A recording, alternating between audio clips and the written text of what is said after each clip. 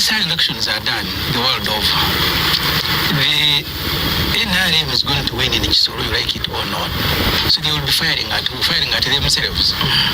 But also we need to look at the civic competence. Oscar, I told my story here when I visited.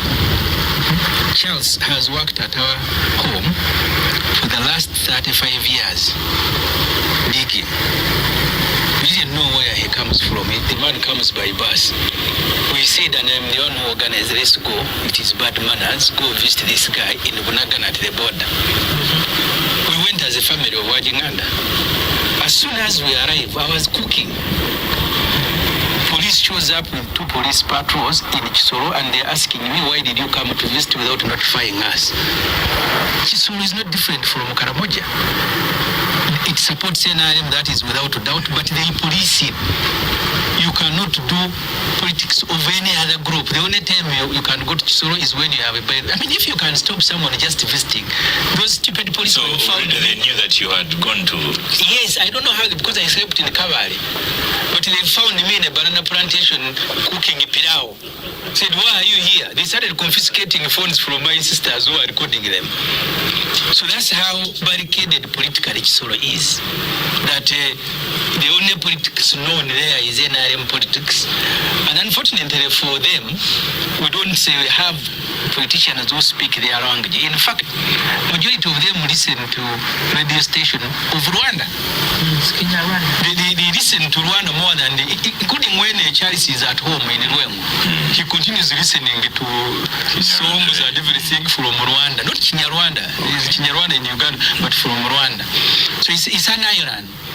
You see, there is no opposition politician who will go and win in Karamoja. In Karamoja, the contest is between NRM and independent. So the MPs from Karamoja who are independent are MPs who participated in NRM elections. Because these areas are politically barricaded. I remember the first time I visited Karamoja, we're a group of MPs. The first thing you do is to report to the RDC MPs.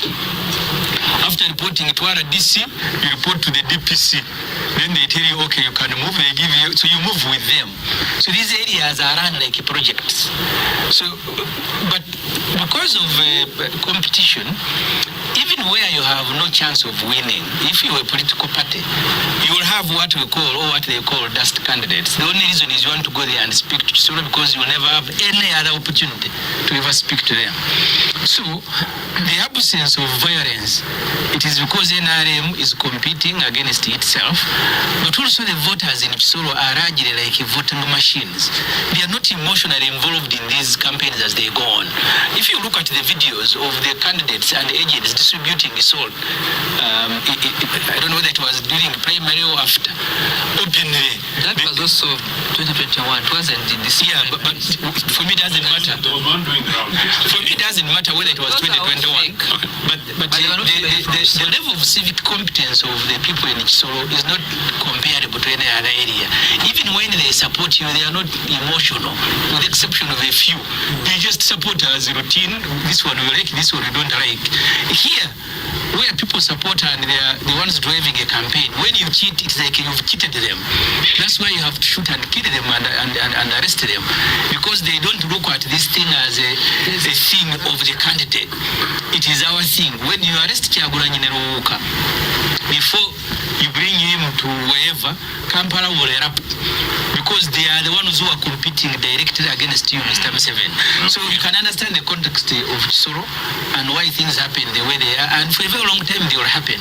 But even in a normal campaign day, Oscar, there are areas where you have no support. In the last election in Ichira, I won with 45,000 votes, followed by Nope at 18. Then an candidate got 4,000.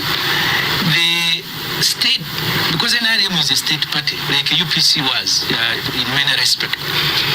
Even where they shouldn't exist, the state exists. The RDC will be there, the deputy RDC, the police, everybody.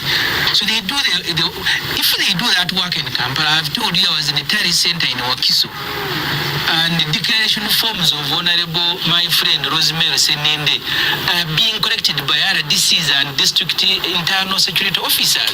I was with this person personal assistant and he was calling Kyengera, call Diso, where is the DR form from Kyengera? So we can pretend here that the election is in Uganda. Even in Kampala, NRM candidates are state candidates, they receive state support, the state institutions, the same thing that happened under Ochelo's government. No. So in Kisoro, no any other party can operate that. Let's go to Ochelo's. So the only moderating effect there is that you have within NRM you have different shades of opinion. You have Mzee Mateke, who was with Ocheno in UPC when ministers actually. I told Ocheno when we were entering here that during the UPC time ministers were ministers, and that's why Mateke it is still adored there, because you see, if a UPC we used to sing for them. When they visit our schools, you spend the whole week preparing to receive a UPC minister.